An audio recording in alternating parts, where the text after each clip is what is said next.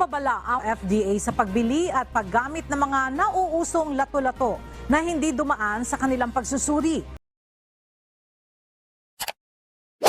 Ano nga ba ang FDA? Pero una sa lahat, best friend! Food and Drug Administration. Isang government agency na inatasan tiyakin ang kaligtasan at kalidad ng mga produktong pangkalusugan. What does the FDA regulate?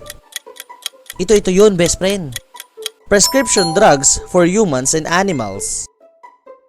Biologics like vaccines, blood products, dietary supplements, medical devices, surgical implants, at marami pang iba. Ngayon, ang tanong, yang mga product na ginagamit nyo, approved ba yan ng FDA?